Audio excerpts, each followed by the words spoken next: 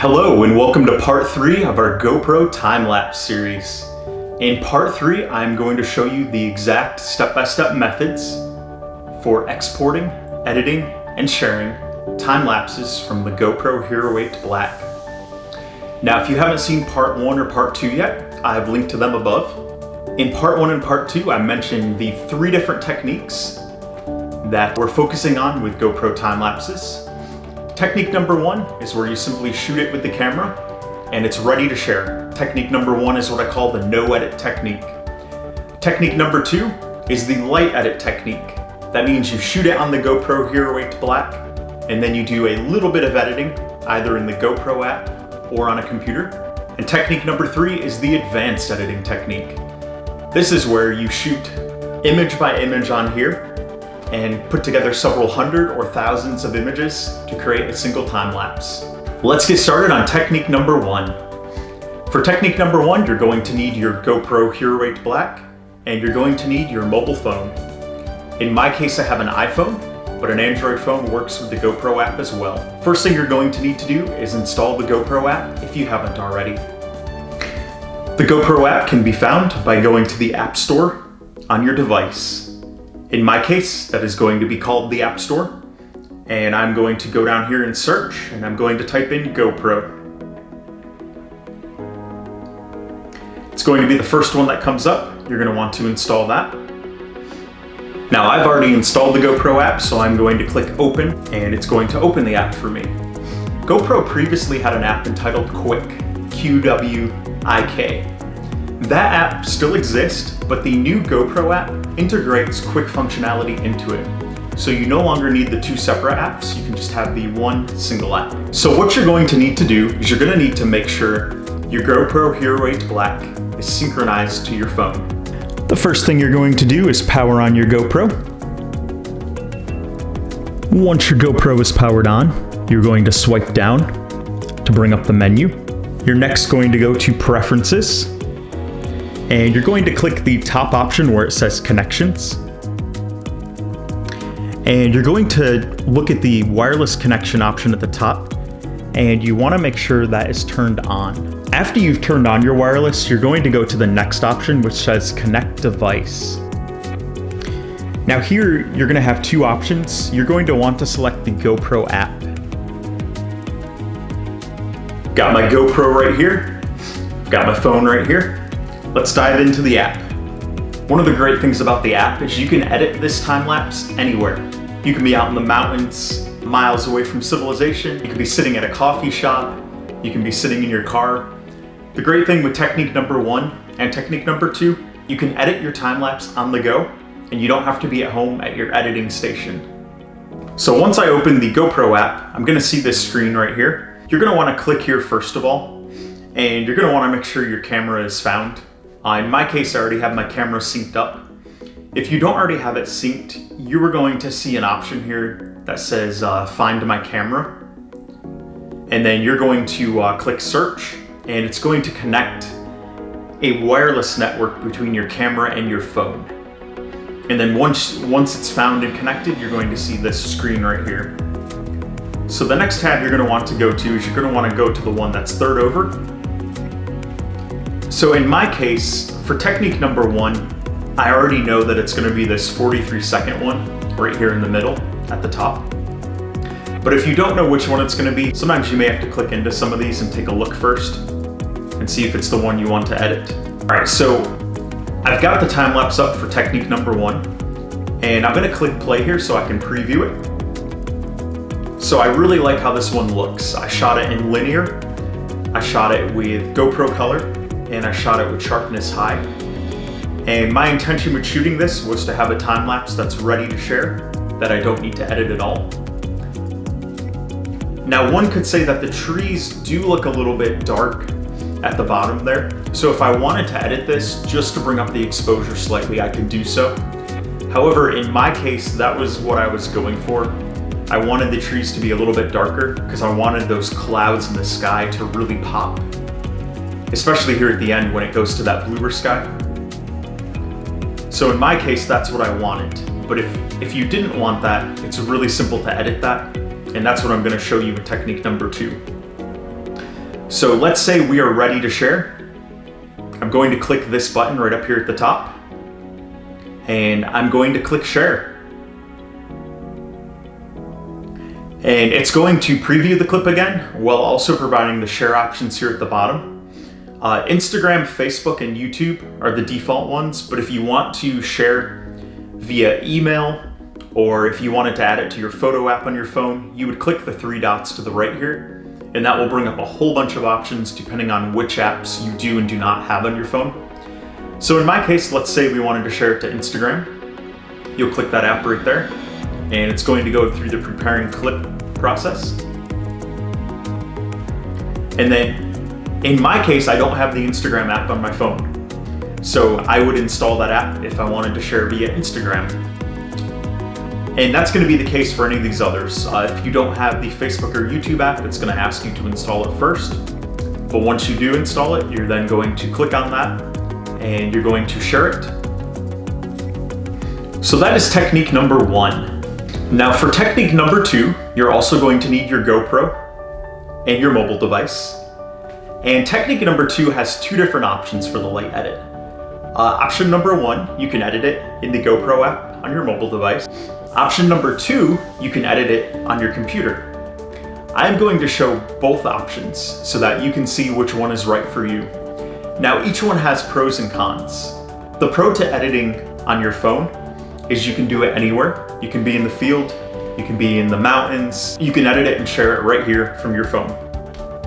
The con can be that some of the editing options are a little bit limited in the GoPro app versus what you can do in Premiere Pro or Final Cut. I would especially note that the fisheye is something where you have an advantage if you're editing on the computer. The GoPro app does not currently allow you to remove the fisheye, so if you don't shoot your time-lapse in linear, you're not going to have the option to remove the fisheye. But if you don't mind the fisheye and if it works for your time-lapse, then I would say edit on the GoPro app. So we're once again going to open the GoPro app, and we're going to make sure we're back here at the third button over. Now in my case, I'm going to edit the file that I shared with you the other day. I entitled it The Battle of the Storms. If you didn't see that yet, you can check it out above. The video is just a couple minutes long. So what it's going to do when I click on it, it's going to bring up the file. This one I shot with the wide angle lens. So in this case, there is very much noticeable fisheye there. And like I said before, you cannot remove that on the phone. So if I wanted to remove that, which I did with my final edit the other day, I'm going to use a computer. Let's say we don't care about the fisheye. So you're going to go down to the lower left and click the pencil, which is the edit button. And the first thing you can do is select frame. And frame is going to give you some options here. If you click on the fit button, this is where I recommend selecting 16:9. And as you can see, when you select 16:9, it does crop it a little bit here. You can also select 4:3, 1:1, 3:4, and 9:16. I'm going to select 16:9 and select the checkbox. The next button we want to go to is adjust. Now adjust is where you have a lot of the finer tuning options. I recommend selecting auto to start with, and that's going to auto adjust it. These would be what the GoPro app sees as the best settings. But then I do recommend going through each of these individually. Exposure, if you want to brighten it a little, you can bring that up.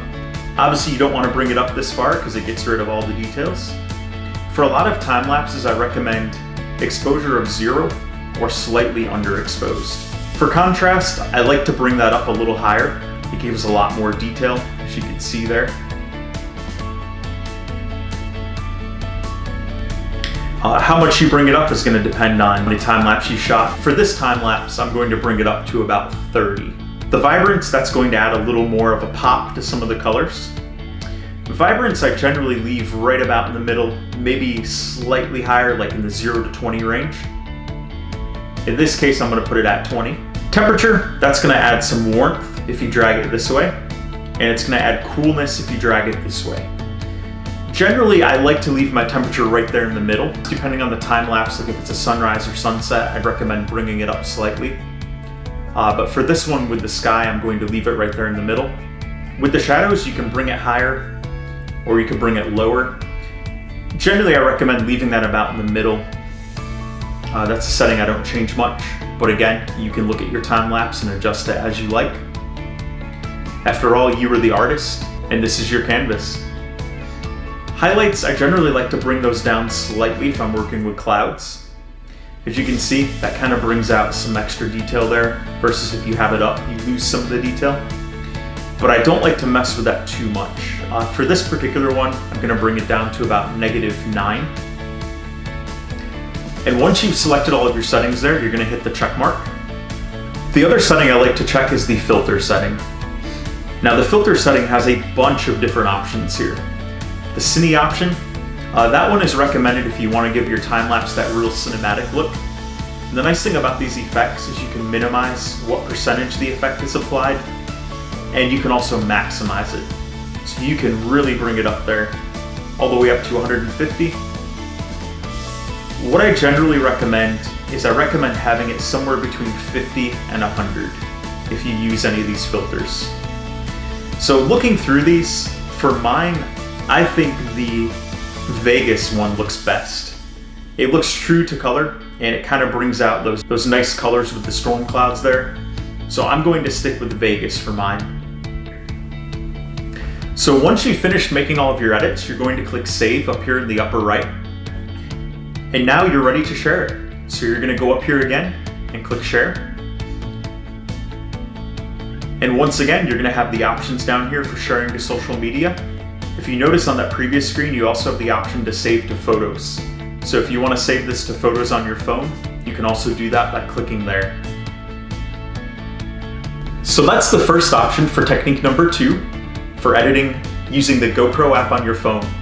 But what if you would like to edit on a computer?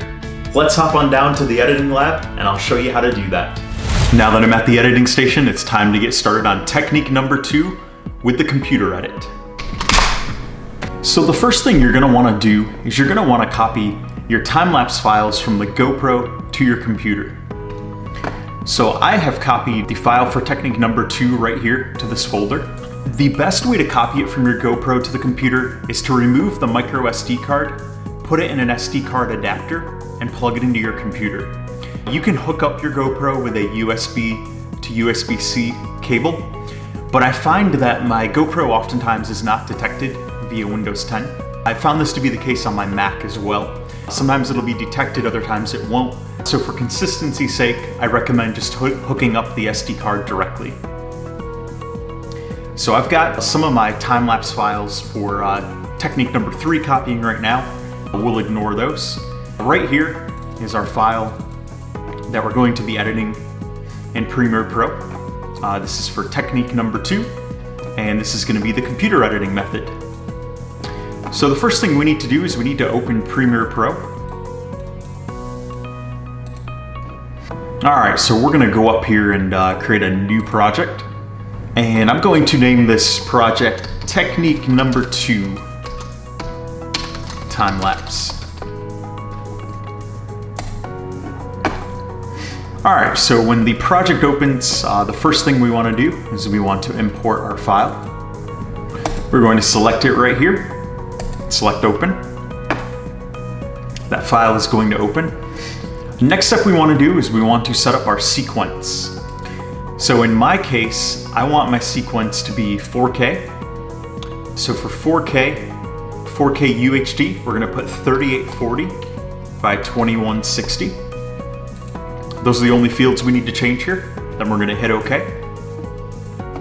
Now the next thing I want to do is I want to right click on this time lapse and check the properties. Alright, so the frame rate right there is 29.97, which is 30 frames per second. For this project, I would like it to be 24 frames per second. So what I'm going to do is I'm going to right click on it, go to Modify, select Interpret Footage, and I'm going to click on Assume this frame rate, and I'm going to enter 23.976. It's going to round it up to 23.98, which is 24 frames per second. I'm going to hit OK. Now you will notice it extends the length of the time lapse. When we're interpreting 30 frames per second as 24 frames per second, it's going to make it 25% slower. However, I'm going to show you if we want the time lapse back to the normal speed, all we have to do is speed it up to 120%, and that will equal the initial speed that it was filmed in. So we're gonna drag this on down here, and I'm going to expand this so we're closer up. The first thing we wanna do is we wanna click here and go to Effects, and you wanna start typing GoPro. We are finding a preset down here under the presets category. We're finding a preset that will remove this fisheye. Fisheye is because it was shot in wide angle, and I don't want the tree line to have that curvature. You know, that was a flat tree line, I want it to look that way.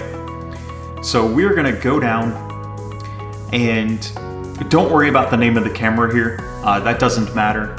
Premiere Pro by default only has different settings up to the Hero 4 session.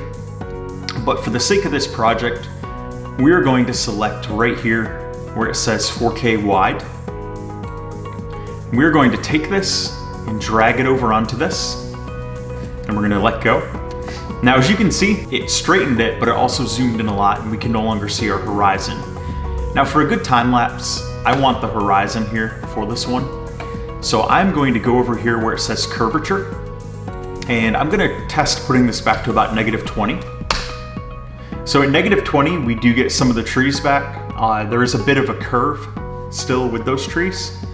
We can do a little bit more, -15. That adds it back. That's too much curve for my liking, so I'm gonna go back to -20.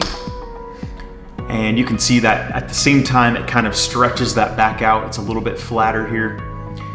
Maybe I'll go a little bit lower, like -22. I'm happy with that right there. You know, I like that horizon to have a little bit of a frame of reference. So now that we've done that, we're gonna go over here. So when I shot the time lapse, I shot it slightly underexposed, but the exposure actually looks pretty good here because it was kind of a bright day.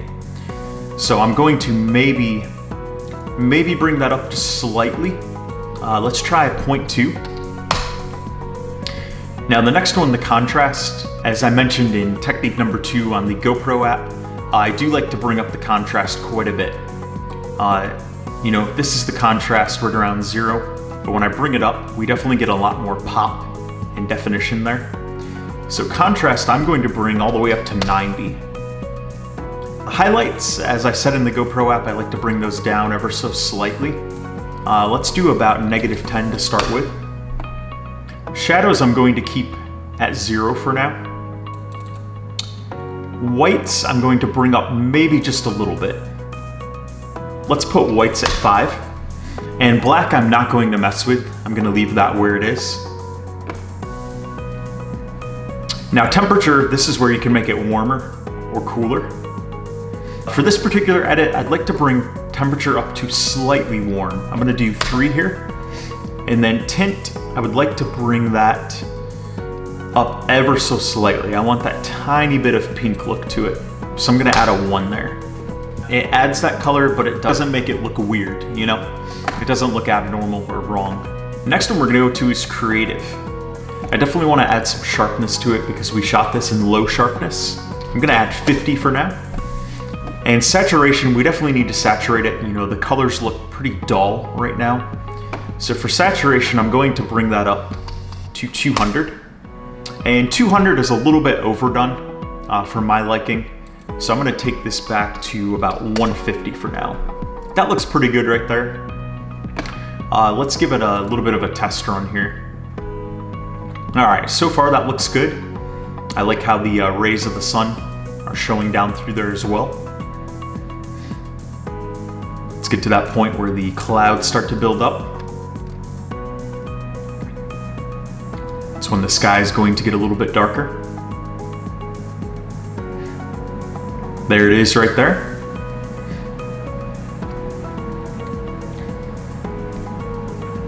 So far, I'm liking how it looks. This is where we're gonna start to see the clouds entering from the left side of the screen right here soon.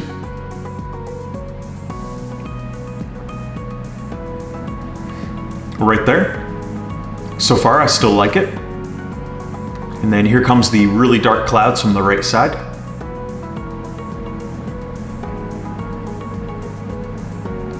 Excellent. All right, so I am happy with that time lapse now. It's got the color corrected, it's got the exposure corrected, the sharpness looks good. I'm very happy with it, so I'm going to proceed to export this now. We're going to go up here, select Export Media, and I'm going to name the sequence. So I'm going to call it Time-lapse Technique number 2. Click Save. We're going to match source. We're going to render at maximum depth. Down here, I want to do 2-pass. As far as bitrate, with time lapses, it's not a big deal. Usually the bitrate's going to be pretty low on those. So I'm going to select 50 right here. And I'm going to go down here and select Export. Now this time lapse should go pretty fast. I've got some pretty good hardware in here. However, I'm not going to keep the camera rolling the whole time. So it's time for me to take a couple sips of coffee, and I will be right back when this is finished. All right, now that our file has finished exporting, I'm going to open the folder, and I'm going to open it up here. And yes, it looks great. Very pleased with how that looks.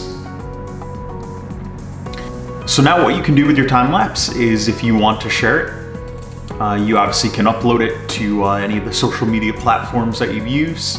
At the same time, back here in Premiere Pro, you can make this part of a bigger project. So if you wanted to speed it up further, you could bring the speed up to 300, and it's obviously going to move a lot faster.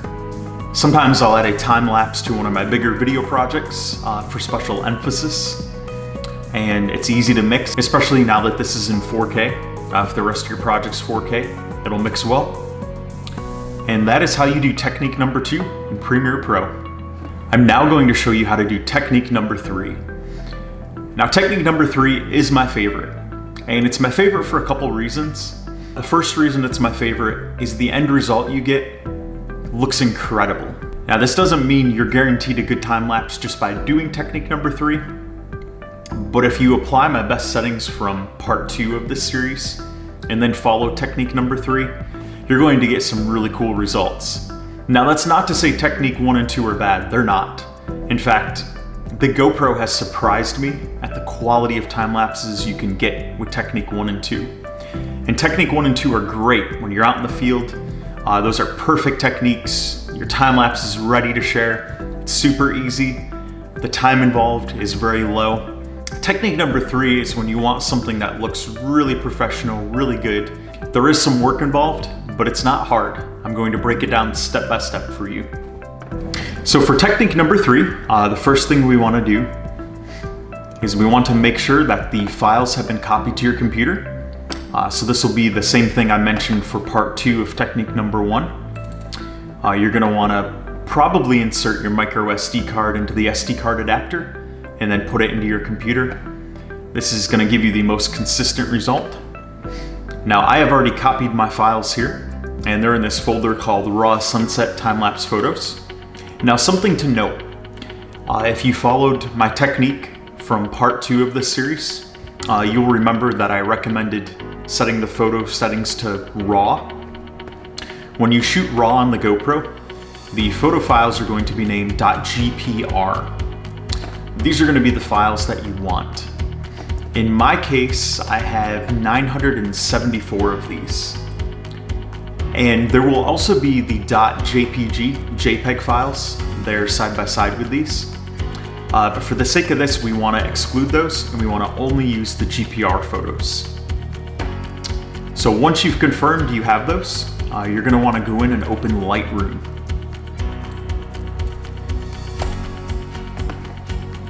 You're going to want to go up to File, Import Photos and Videos, and then you're going to want to select the folder where our files are located. You want to confirm all of them are selected. In our case, 974 are selected. You will then click Import, and Lightroom is going to proceed to import those. And it usually doesn't take too long to import them. So in real time right now, You can see all of them showing up pretty quickly. Now that these are imported, important first step is we want to find the photo where we believe the best scene from the entire time lapse can be seen. So I'm gonna start looking down here near the middle. I'm going to click on that. So that one is a pretty nice photo. You know, you've got the rays of the sun coming up. You have a little bit of color here, but I have a feeling that the nicest one may still be a little further over here to the right. So I'm going to go a little bit further just to confirm that. Still got a lot of rays right there. Let's go over a little bit further here. I like how that one looks even better. Let's keep going in this direction. And this doesn't have to be exact. You know, it's not gonna make or break your time lapse based on you getting the exact one. I'm going to go with photo 296. We're going to edit this file, and then we're going to apply all the settings that we make to this to the other 973 photos. So first thing I wanna do is I wanna look at these settings here. So the tone control, you could try clicking auto, but auto is most likely going to do too much to it. It brought up the exposure a little too much. You know, it brought out the grass more than I would like it to be brought out. So we're going to undo that auto setting. And I'm going to bring up the exposure a little bit to start with. Clarity, let's do 1 on that. You don't want to do too much with the clarity. Too much definition there can look grainy. The big changes we're going to make are here under develop. And while we're under develop, the first thing we want to do is we want to go down and remove the fisheye. So we're going to click on enable profile correction, and under make, we're going to go to GoPro. And we do not want the Fusion. That is the 360 model, the previous one. We're going to select Hero 7 Black. Hero 7 Black is the most recent one that Lightroom has as a lens profile. Now after we select that, that looks much better. It does a really good job of straightening it and removing the fisheye. Now you'll notice the trees on the edge here they have a weird look, you know, they're leaning in. So sometimes what I'll do is I'll put that back slightly toward the fisheye. Something like that right there. And by doing so, we also get more of our time lapse within the scene. Let's put it to let's do about 65 for the distortion. I like how that looks right there. All right, now that we've got the fisheye correction out of the way, let's go back here, and we are gonna start modifying several of these settings. First of all, for temperature, I wanna bring that up. I wanna give some nice warmth to this. Now we don't want to bring it up too much, like something like this, that's a little bit crazy. So let's tone it down a little. Let's start at about 7655, and then for the tint, let's bring that up slightly toward the pink end. Let's do +16. Highlights, we're generally going to want to bring that down a little. That's going to really bring out some of that detail. Let's put those at -80 right now. Shadows. We generally want to leave the shadows alone. Depending on what you're going for here, you could bring them down a little if you want less detail on your horizon down here. But if you want more detail for your horizon, you're going to bring shadows up. Personally, I like the shadows for this one pretty close to 0, just the default. I don't want too much definition to my horizon here with trees, but at the same time, I don't want too little. I want it to be known that they are trees there. So I'm gonna leave that at 0. The whites I'm going to bring up ever so slightly. I'm gonna put that at about +10. And the black, I'm going to leave that alone. No need to do anything with that. Texture and clarity. Earlier we brought up clarity +5. I'm gonna leave that as is as well. Saturation, I would like to bring that up a little bit. So we're gonna drag that this way. But at the same time, I don't wanna bring up saturation on every single color. So there's a different way we can do that. We're gonna put this back here at 0. And then we're going to go down here to the saturation for the various colors. And I'm going to bring up the reds a little.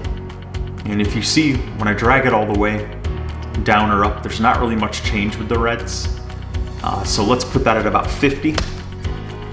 The orange is where we're gonna see quite a bit of color.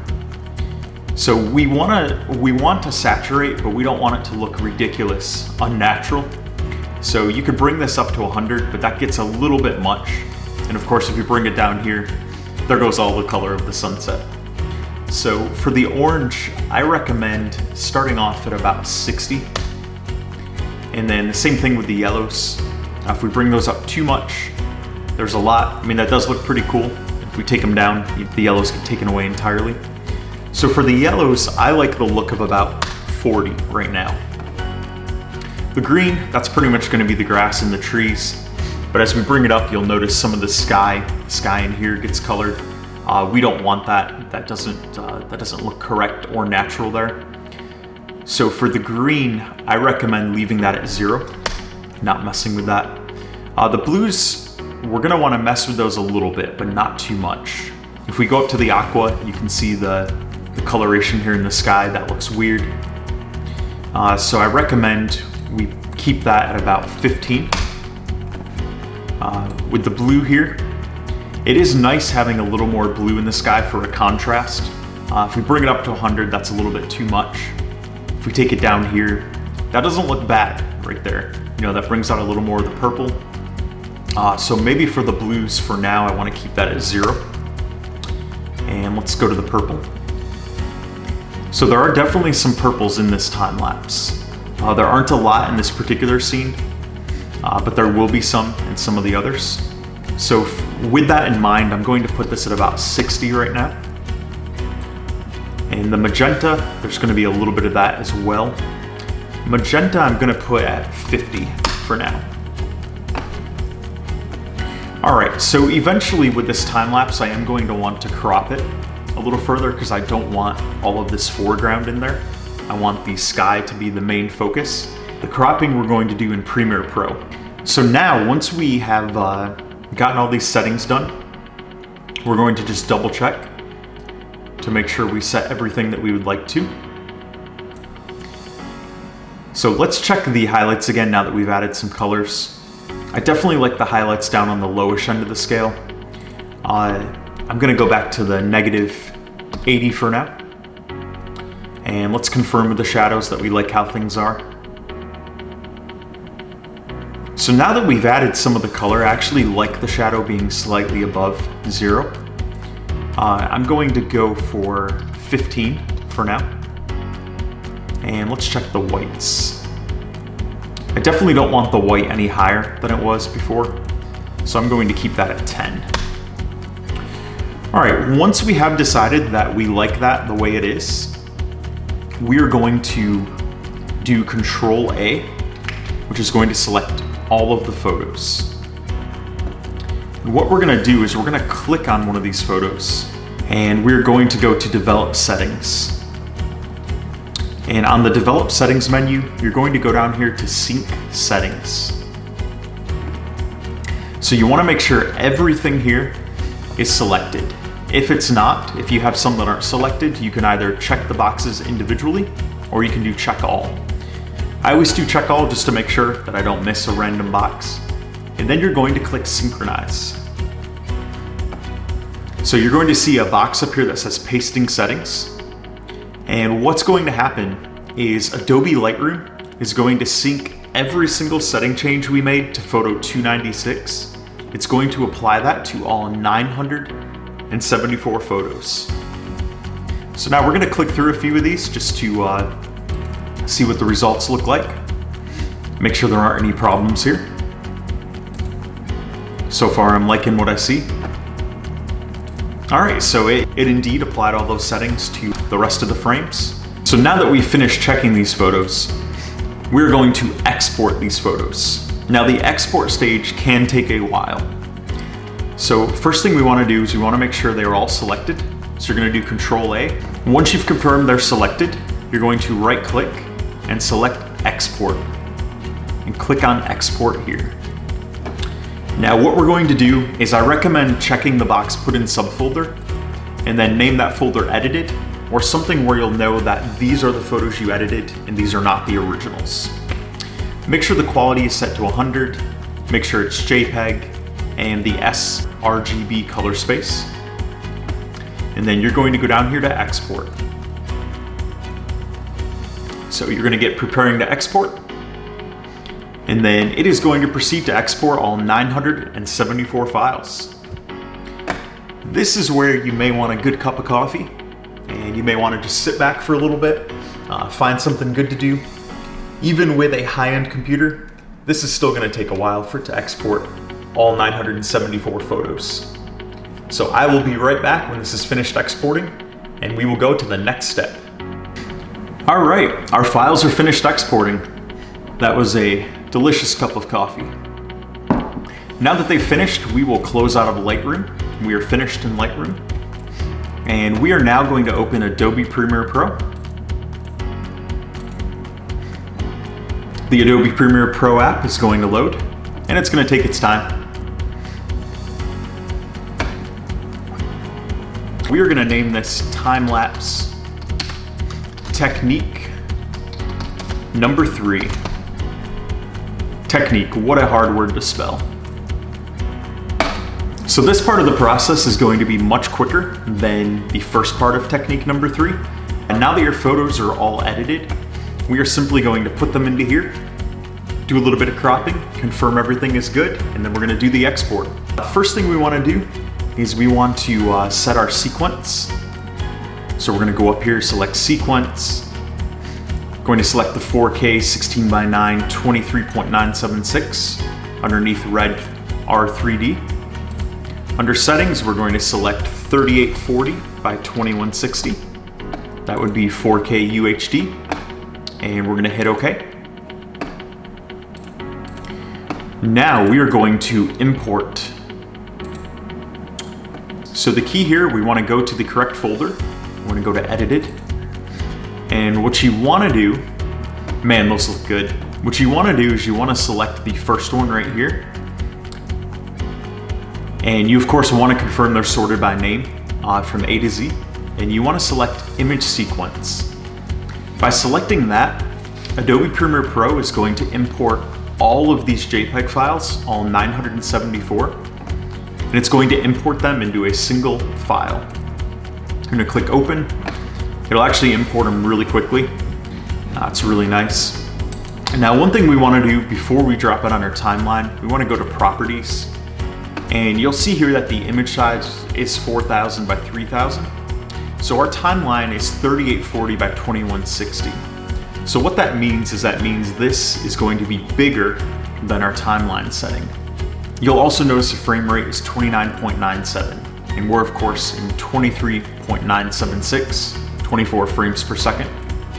So we're going to right click on this. We're going to modify, interpret footage, and we're going to assume the frame rate of 23.976, which is 24 frames per second. That's going to extend the duration slightly here. Now we're going to drag this on the timeline, and this is where it's going to tell you it doesn't match the sequence's settings. Change it to match the clip settings. We're going to say keep existing settings for now. Wow, that looks great. So we're going to drag this over a little bit to spread things out.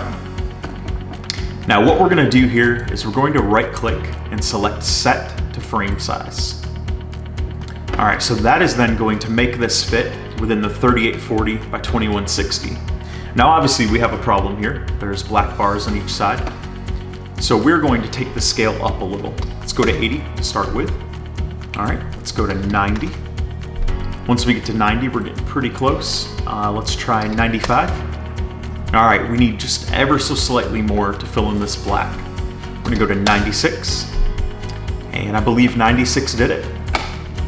All right, so as far as the position of this, I want to bring this down ever so slightly just to fill in a little more of this. I would rather have more of the sky than the grass here. So we're gonna go to approximately 1200 here. 1200 brings it down nicely.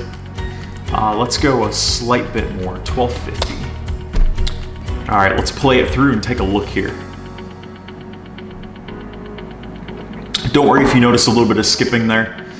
Premiere Pro will sometimes do this with this particular type of setup. It's because there is so much quality in those photos that are making up the video.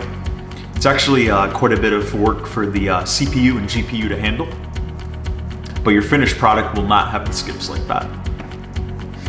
That looks incredible. Look at some of those clouds as they go by, the purples, the reddish orange color here,